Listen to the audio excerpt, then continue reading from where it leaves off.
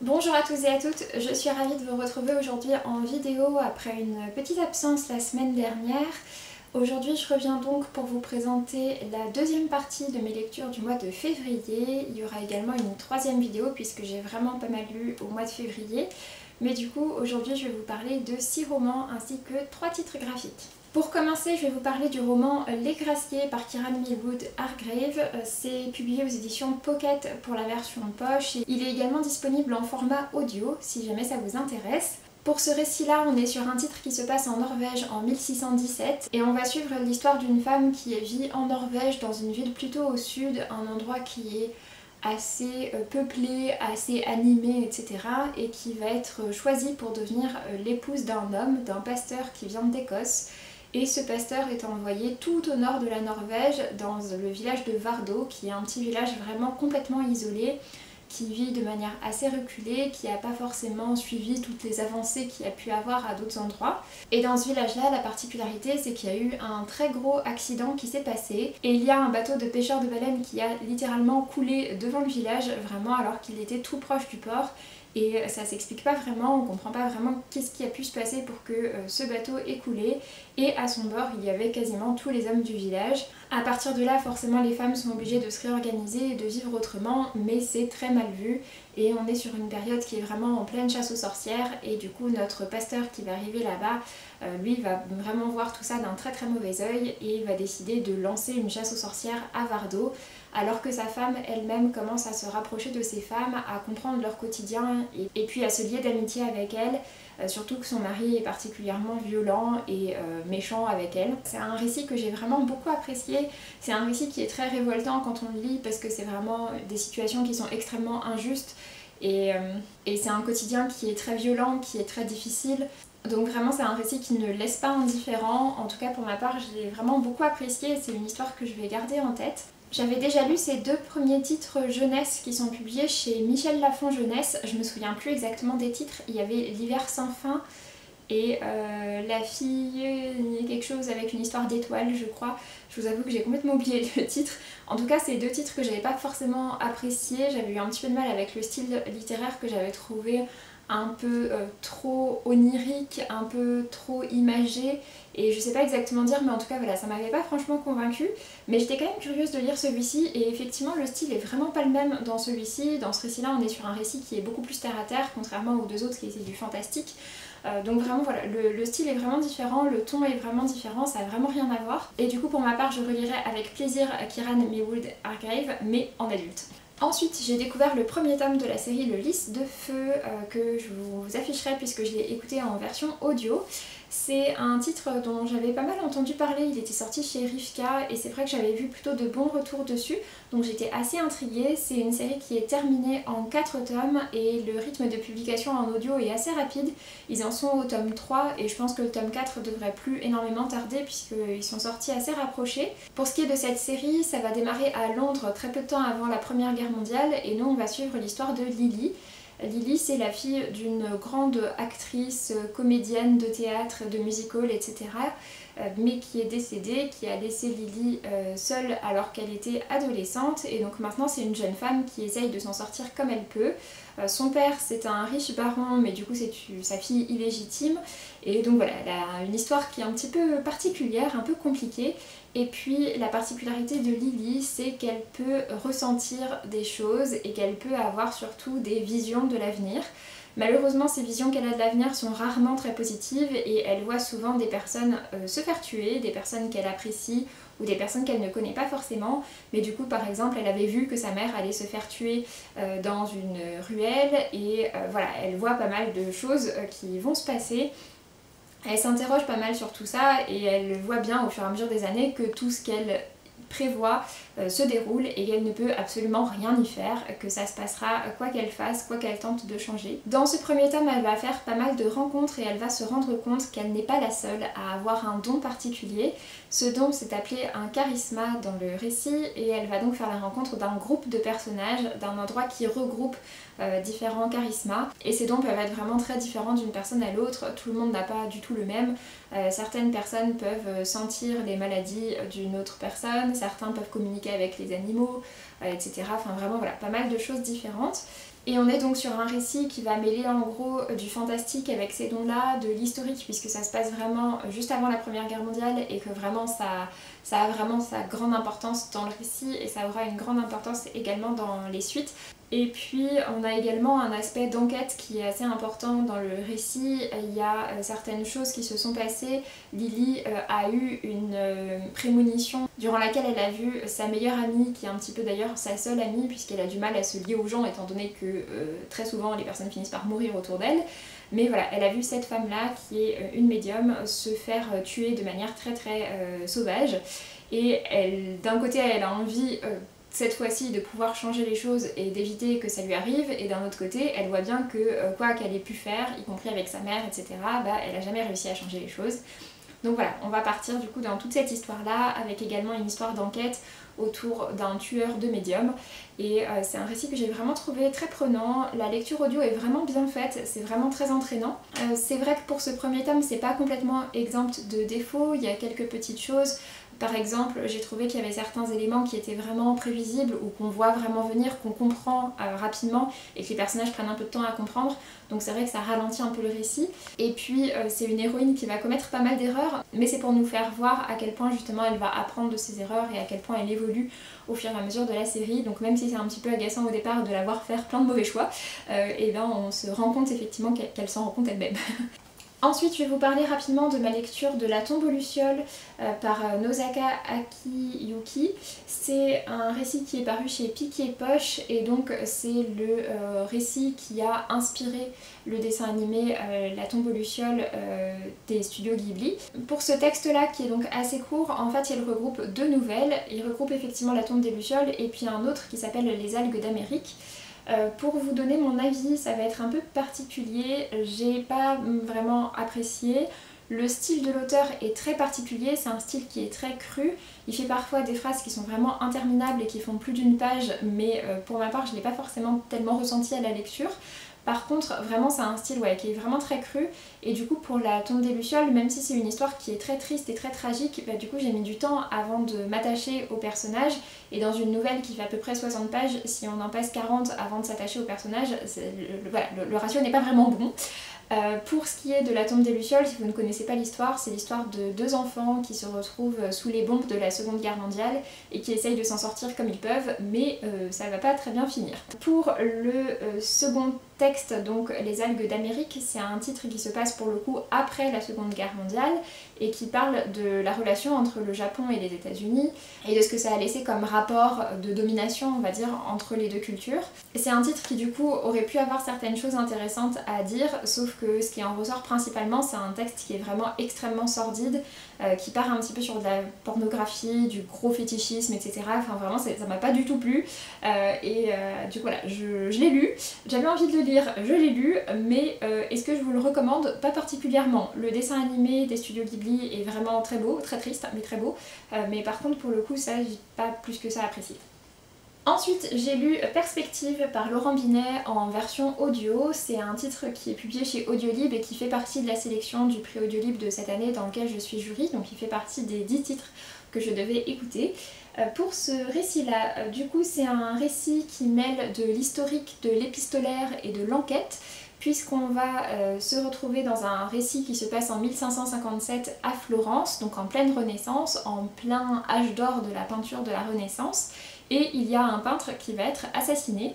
Suite à ça, on va se lancer un petit peu dans toute une enquête et on va suivre les échanges entre tout un tas de correspondants autour de cette histoire qui s'interroge par rapport à ça et également par rapport au dernier tableau qui a été laissé par ce peintre qui a été retrouvé assassiné, puisqu'il s'agit d'un tableau dans lequel on voit la fille d'un grand baron de Florence présentée de manière pas très glorieuse, puisqu'en gros je crois que c'est un tableau d'une Vénus sur lequel on a peint son visage, et du coup voilà, c'est un tableau qui est considéré comme très obscène et qu'on essaye un peu de cacher, surtout que cette jeune fille qui est peinte a à peine 18 ans, peut-être même 16 ans, et qu'elle n'est pas mariée ni quoi que ce soit, et donc on la peint complètement nue, enfin voilà. On est donc sur un récit avec de très nombreux correspondants. D'ailleurs dans le livre audio il y a un petit papier pour nous expliquer les fameux personnages. C'est également expliqué au début du roman pour la version papier et puis au début du livre audio, mais c'est vrai que c'est pas très pratique pour y revenir. Et voilà, il y a pas mal de correspondants, on a donc tous ces personnages-là qui vont s'envoyer des lettres. C'est un récit que j'ai trouvé assez intéressant, c'était la première fois que je lisais Laurent Binet qui du coup aime bien justement jouer avec l'histoire et avec des petites modifications de l'histoire, etc. Pour celui-ci, on est sur un titre qui aurait pu se passer, c'est une histoire qui n'est pas réelle, mais voilà, c'est quand même vraiment inspiré de ce qui se passait à la Renaissance, à cette époque-là, c'est assez documenté de ce côté-là, du côté de la peinture à la Renaissance. Et c'est un récit du coup que j'ai bien apprécié, mais c'est vrai que la version audio, c'est pas forcément ce qui se prête le mieux à ce récit-là, avec énormément de correspondants, et le côté épistolaire, voilà, je trouve pas forcément que ce soit ce qui s'y prête le mieux, parce que du coup, donc il y avait 4 voix différentes, mais c'est vrai que j'ai mis du temps quand même à comprendre exactement qui était qui, les rapports entre les différents personnages, etc. Et je pense que ça aurait été un peu plus facile de m'y repérer si je l'avais lu en papier et que j'avais pu revenir plus facilement à cette liste de personnages, étant donné que pour ma part je l'ai lu en voiture, forcément j'allais pas prendre mon petit papier pour découvrir qui était qui au début de chaque lettre, enfin me remémorer qui était qui au début de chaque lettre. Mais voilà, du coup c'est un titre que je suis contente d'avoir lu, que j'ai trouvé bien fait, je trouve que l'enquête est intéressante, que ça mélange effectivement très bien l'historique, l'épistolaire, l'enquête. Mais du coup c'est pas le titre que j'ai préféré de cette sélection, après je suis contente de l'avoir découvert. Ensuite j'ai lu le tome 2 de Persona par Yelena. Ce tome 2 s'appelle La Citadelle Sainte et c'est un récit que j'ai beaucoup apprécié, ça a été un petit coup de cœur de mon côté. J'avais déjà vraiment apprécié le premier tome de Persona et ce tome 2 a été encore meilleur à mes yeux.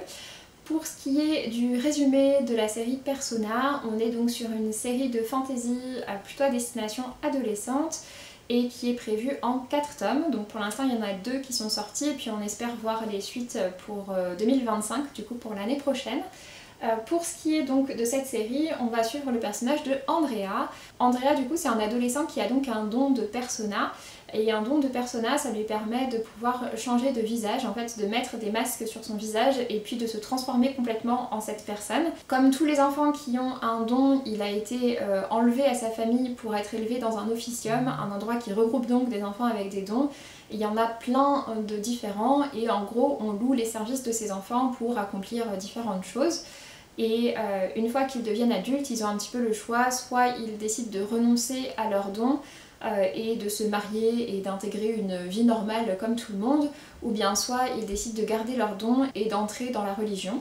Nous on va donc suivre tout ça et dans le premier tome, Andrea ainsi que certains de ses amis sont embauchés pour faire échouer le mariage royal. On va petit à petit comprendre de quoi il en retourne et c'est un premier tome que j'avais vraiment bien apprécié, qui se termine en apothéose, il se passe plein de choses à la fin. Et du coup pour ce tome 2, c'est un tome qui se passe donc effectivement à la Citadelle Sainte, donc c'est pas vraiment une capitale puisqu'en fait il y a différents pays qui sont tous ensemble et la Citadelle Sainte c'est vraiment l'endroit qui regroupe justement toutes les personnes qui ont décidé d'épouser la religion, donc toutes les personnes avec des dons qui ont gardé leurs dons en tant qu'adultes et d'épouser la religion. Il y en a certains qui sont envoyés dans les terres mais voilà, sinon tous les autres ils vivent vraiment à la Citadelle.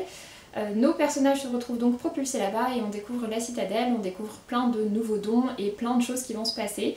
C'est un tome que j'ai vraiment trouvé très prenant, comme pour le tome 1, c'est vraiment un récit qui met en avant la différence, qui met en avant le fait de ne pas être comme tout le monde et c'est vraiment un récit que j'ai beaucoup apprécié.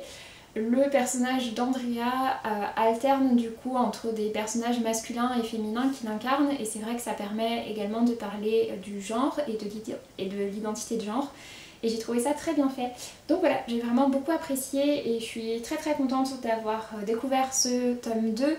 Je vous encourage très vivement à lire cette série et puis vraiment j'ai hâte qu'on puisse avoir le tome 3 et le tome 4. Pour terminer, côté roman, je vais vous parler de Jonas par Lily Harker. C'est publié aux éditions Hugo dans leur collection New Way, donc dans leur collection de contemporains adolescents. C'est un récit dans lequel on va suivre l'histoire de Louve. Louve, c'est une adolescente qui a un frère qui s'appelle Jonas. Et tous les deux, ils vivent dans une famille qui est très conservatrice, qui est très ancrée dans des valeurs assez anciennes. Et le récit commence par une marche pour la manif pour tous dans lequel Jonas et Louve sont entraînés par leurs parents.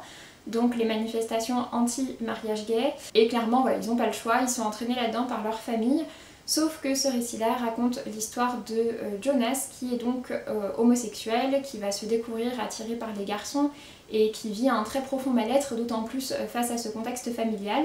Nous on va suivre donc tout ça du point de vue de Louve qui essaye de comprendre ce qui se passe, qui va changer d'avis petit à petit, et on voit vraiment à quel point ça demande une évolution, à quel point ça demande un travail sur soi-même, que ce soit pour Jonas qui se rend compte de cette attirance-là, ou pour sa sœur, parce que vraiment c'est à l'opposé complet des valeurs qu'on a pu leur enseigner. On leur a vraiment enseigné que l'homosexualité c'était une maladie, que c'était une tare, que c'était pas bien, etc., que c'était contraire à la nature, enfin tout ce que vous voulez, tout le discours habituel.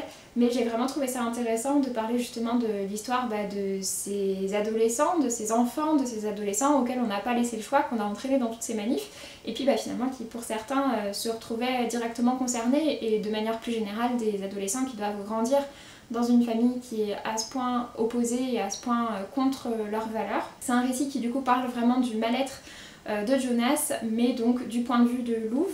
Il y a quand même certains éléments qui sont assez difficiles dedans, du point de vue notamment de la santé mentale, donc je préfère prévenir. Les personnages vont avoir une très grosse évolution entre le début et la fin du récit, et c'est vrai qu'on a très souvent envie de les secouer, voire de leur mettre une ou deux baffes pour les faire un peu plus réfléchir, mais vraiment c'est pour nous montrer leur évolution. Donc voilà, vraiment au départ quand on lit le livre, on a clairement envie de balancer le bouquin par la fenêtre tellement il nous énerve, mais c'est vraiment pour montrer l'évolution, donc ne vous inquiétez pas. Il y avait certaines petites choses que j'ai trouvées un petit peu énervantes, que j'aurais aimé voir différemment je pense dans le récit, mais dans l'ensemble c'est quand même un titre que je suis contente d'avoir découvert et que j'ai trouvé vraiment intéressant. Ensuite, pour ce qui est des titres graphiques, je vous afficherai leur couverture puisque je les ai pas avec moi, je les ai lus en format numérique. Le premier, il s'agit du titre qui s'appelle Il fallait que je vous le dise. C'est écrit par Aude Mermillot avec la collaboration de Martin Winkler. Celui-ci, pour le coup, je pense que j'essaierai de me le procurer en papier pour l'ajouter à ma collection personnelle. Dans ce titre-là, en fait, Aude Mermillot va mettre en parallèle deux témoignages autour de l'IVG, puisqu'elle va mettre en parallèle son propre témoignage, celui d'une femme qui a eu un IVG et qui n'a pas forcément été très bien entourée, qui n'a pas forcément été très bien accompagnée, qui a eu des remarques un peu déplacées, qui n'a pas forcément compris non plus ce qui lui arrivait parce qu'on lui a pas forcément expliqué. Et puis en face on a Martin Winkler qui est donc un médecin qui est connu notamment pour ses romans, ses essais, etc. Enfin voilà, qui fait partie vraiment de la sphère médiatique. Et ce médecin-là justement a travaillé pendant pas mal d'années dans un centre d'avortement, et donc lui il va expliquer son point de vue de médecin, et c'est un médecin qui travaille vraiment à ce que la bienveillance soit au sein des pratiques médicales. Aude Mermillot et Martin Winkler ont depuis recollaboré sur l'adaptation en roman graphique du roman de Martin Winkler, Le cœur des femmes. J'ai toujours pas lu la version roman, mais par contre la version roman graphique était vraiment super belle, vraiment géniale, et je vous la recommande très très chaudement pour un roman graphique qui se passe vraiment du côté médical et qui met en avant justement la bientraitance des patientes, le fait de les écouter, de les aider au mieux, etc. Et c'était vraiment très très beau et ça m'avait beaucoup touchée. Et donc de nouveau, voilà, avec Il fallait que je vous le dise, c'est pareil, c'est un titre que j'ai beaucoup aimé et je vous le recommande. J'aime beaucoup le style graphique d'Aude Mermillot qui est avec des couleurs assez légères, et un dessin qui est assez précis, et vraiment j'aime beaucoup ce qu'elle fait. Donc c'est un récit qui mêle à la fois un côté instructif et médical et bienveillant, et en même temps qui mêle un témoignage d'une femme, et pour ça j'ai trouvé que ça se mariait vraiment bien, que ça faisait un récit qui était complet et qui était bien fait, et tout ça est lié par des petits moments d'échange entre Aude et Martin dans un café, un peu comme s'ils se racontaient l'un à l'autre leurs histoires, et voilà, et tout ça fonctionne vraiment très bien. Ensuite j'ai lu Ophélia et les abysses, donc on part sur quelque chose de complètement différent. C'est une bande dessinée qui est d'origine norvégienne et qui a été traduite et publiée chez Jungle. On est sur un récit dans lequel on va suivre une jeune fille qui a été adoptée ou placée dans une nouvelle famille d'accueil, je me souviens plus exactement, dans un petit village en Norvège qui est vraiment au bord de la mer. Elle va rencontrer son voisin qui est un vieux marin bourru qui parle à personne, et ils vont comprendre qu'ils ont en commun cette passion pour la mer et plus particulièrement pour les abysses, le mystère, les créatures inconnues, etc. Et ils vont se lancer dans tout ça. C'est un récit du coup qui parle pas mal d'écologie, de transgénérationnel, et puis avec un petit aspect de créatures fantastiques et également d'une disparition qui va se passer dans ce coin-là.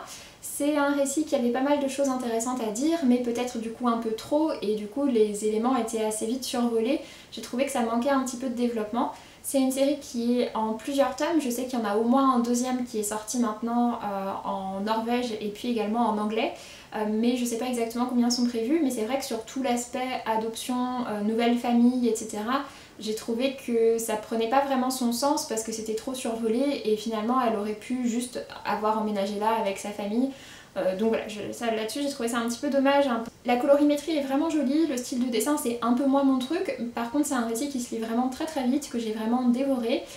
Donc voilà, c'était plutôt sympa, mais il m'a manqué un petit quelque chose et du coup je sais pas si j'irai lire la suite. Et pour terminer, j'ai lu le premier tome du manga Hachi et Maruru. On est sur l'histoire de deux chats qui vivent dans la rue, deux chats errants, un des deux est vraiment un chat errant et puis l'autre en fait va se perdre et va se retrouver à intégrer un groupe de chats errants. C'est un récit qui va donc montrer comment ces deux chats vont apprendre à collaborer ensemble et à se lier ensemble. C'est un récit que j'ai trouvé plutôt sympa, c'était assez mignon, il y a certains passages qui sont un petit peu touchants, mais c'est vrai qu'il m'a manqué un petit quelque chose en plus pour que ce soit un peu plus marquant. Dans le même style, j'avais également lu le manga qui s'appelle Le chat aux 7 vies, qui racontait une histoire un petit peu similaire et qui m'avait beaucoup touchée et qui avait un style graphique vraiment très très très joli. Et que je vous recommande chaudement. C'était un manga qui est terminé en 3 tomes, donc assez rapide à lire. Et c'est vrai que voilà, du coup, en comparaison, Hachi et Maruru m'a un peu moins plu. Après, c'est une série pour laquelle je crois qu'il y a 4 tomes actuellement sortis au Japon, que le tome 4 arrive bientôt en France, mais donc on a déjà le tome 2 et le tome 3. Et je pense pourquoi pas continuer quand même avec le tome 2 et le tome 3, j'espère un petit peu plus d'approfondissement dans certaines choses, mais en tout cas c'est une série qui est plutôt mignonne. Sur ce, j'en ai donc terminé avec ce point lecture, j'espère que ça vous aura plu. N'hésitez pas à me dire si vous avez déjà lu certains de ces titres, s'il y en a certains que je vous ai donné envie de découvrir. Et puis donc pour ma part, je vous laisse et je vous dis à très bientôt pour une prochaine vidéo. Salut!